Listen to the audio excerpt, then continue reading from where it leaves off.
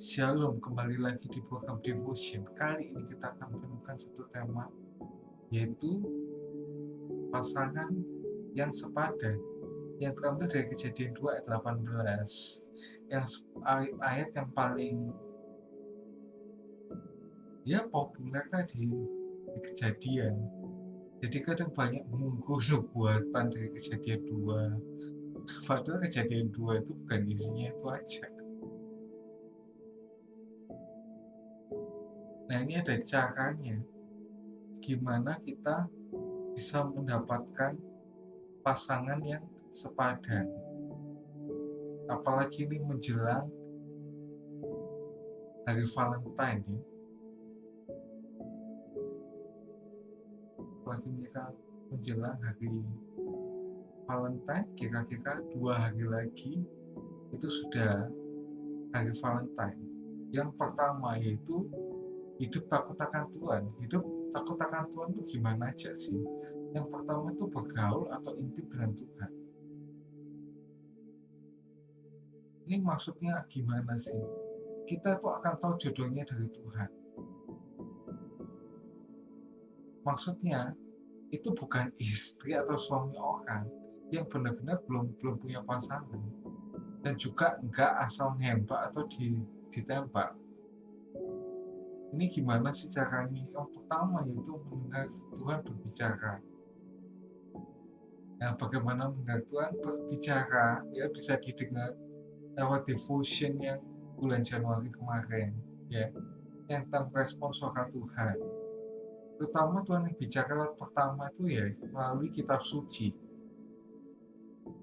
melalui orang-orang terdekat kita, melalui hamba Tuhan, dan juga melalui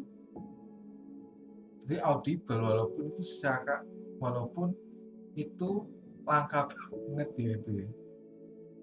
Yang kedua itu bisa melalui tanda, seperti yang ada di Kejadian 24 ayat 12 ayat 26. Ini tuh dimana Eliezer bukan Baradae dia maksudnya.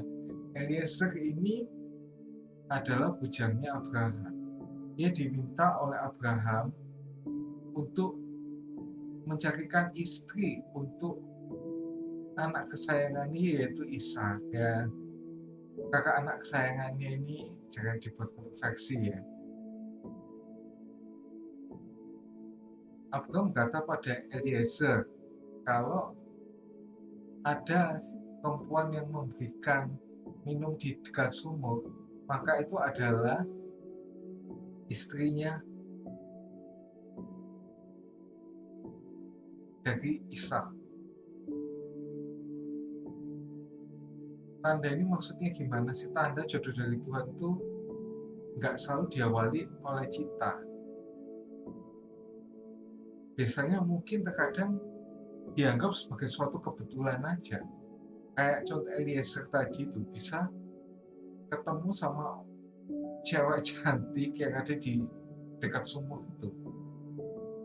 Ini ternyata cewek cantik itu mau dia dibawa untuk menjadi istrinya dari Ishak. Nah, terus selain bergaul intim dengan Tuhan, yang kita harus lakukan juga adalah hidup dalam kekudusan. Dalam 1 Petrus 1 ayat yang ke-16. Kenapa harus hidup dalam kekudusan? Hati-hati jangan melakukan hubungan badan sebelum menikah, karena bisa mengubah semua jadi cinta menjadi benci. Contohnya Tamar dan Amnon.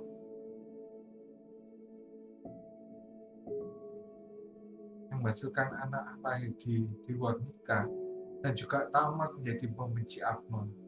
Seperti yang ada di 2 Samuel 13 ayat 3 sampai ayat yang ke-15. Ini menimbulkan yang namanya sekarang married by accident. Yang sekarang baik digaung-gaungkan itu adalah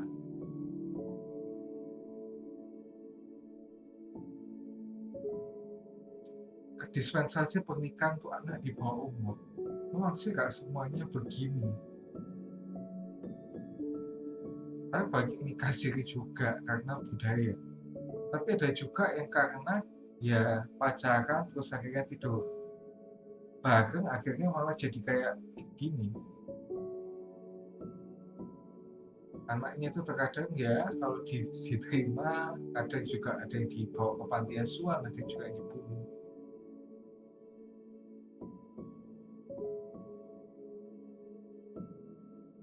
Ini contoh lain, ada pasangan pendeta di Amerika yang mungkin sekarang orangnya sudah meninggal ya.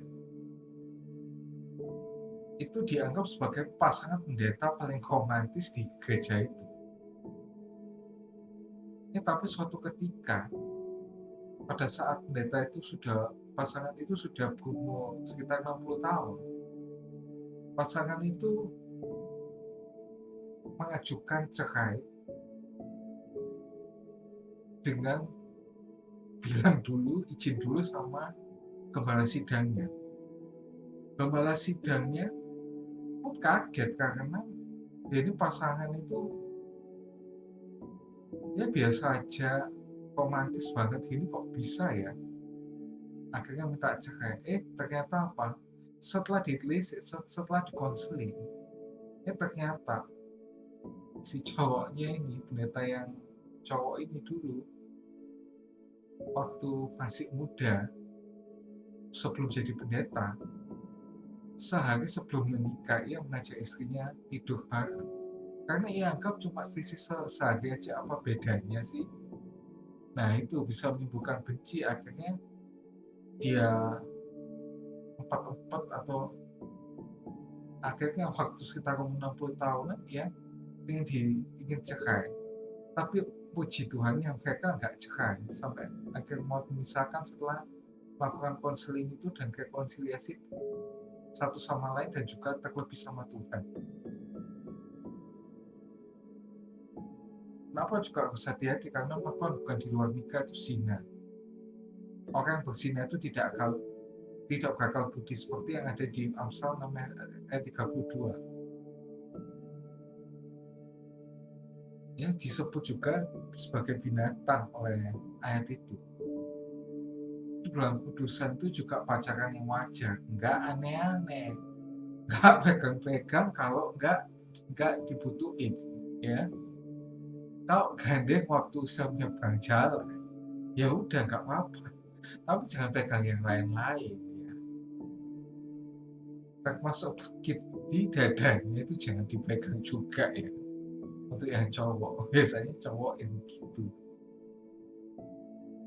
Terus gimana sih? Hidup takut akan Tuhan yang terakhir itu sesuai dengan firman Tuhan. Pasangan yang seimbang seperti yang dikatakan di 2 Korintus 6 ayat 14. Bukan hanya orang dengan orang lain yang tidak percaya Tuhan Yesus, tapi perhatikan juga agamanya. Karena lain denominasi gereja sering jadi masalah, juga pendidikannya latar belakang. Ayat ini sering dikutip dengan salah sebagai kamu belum cintainya tapi kamu tidak boleh mengambil dari Tuhannya. Ayat ini aneh banget ya. Kita belum cintainya tapi kita nggak boleh menikahinya karena beda latar belakangnya itu sebenarnya. Bukan kita tuh nggak boleh mengambilnya dari Tuhannya, malah kita tuh kan sebenarnya kan disuruh menginjil kan sama Tuhan, bukan malah kita biarin orang tidak selamat kan. Makanya itu. Terus selain hidup takut akan Tuhan, cara mendapat pasangan yang sepadan yaitu saling. Saling itu apa aja sih? Yaitu saling mencintai dan menghormati seperti yang ada di Roma 12 ayat 10. Inti dasar dari pasangan yang sepadan itu bukan karena umur, terpaksa baik melalui keluarga atau balas budi atau karena harta. Cinta dan menghormati itu bukan berarti cemburu.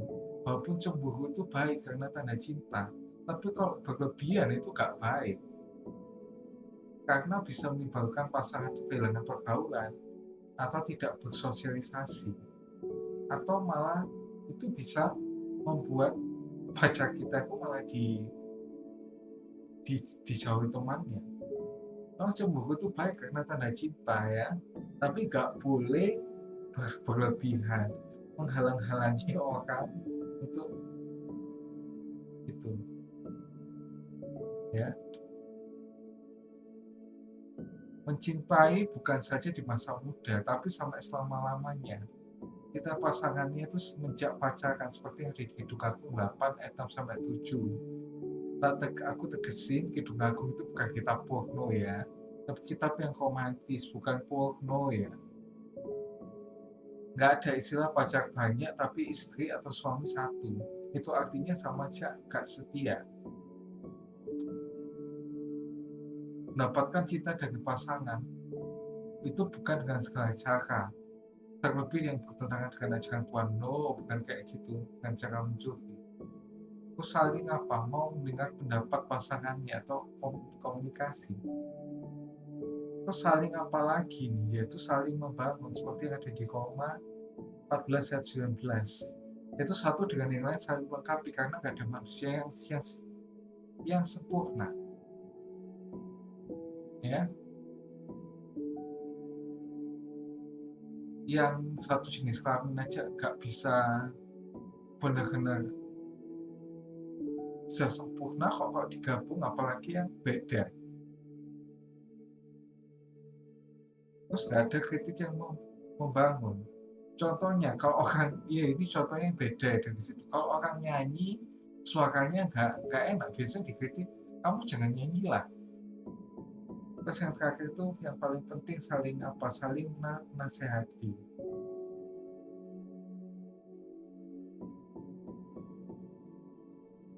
Yang terdapat di Roma 15 ayat yang ke-14. Salah dinasehati, yaitu tidak menutup mata jika sudah menikah. Itu tidak dimaki-maki, apalagi dipukuli, nggak bakal digituin. Contohnya Pak menasehati itu dengan sopan santun, bisa yang berbeda. Ini ada waktunya sendiri. Nasihati harus yang membangun.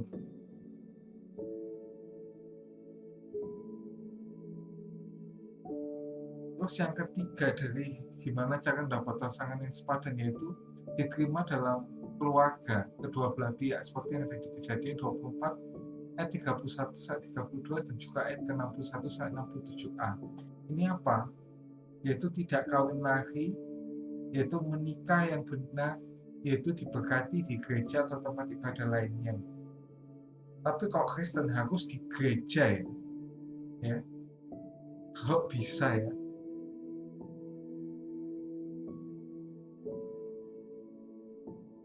Berbahagialah orang yang mendengar firman Tuhan, merenungkannya, bahkan melakukannya dalam kehidupan sehari-hari.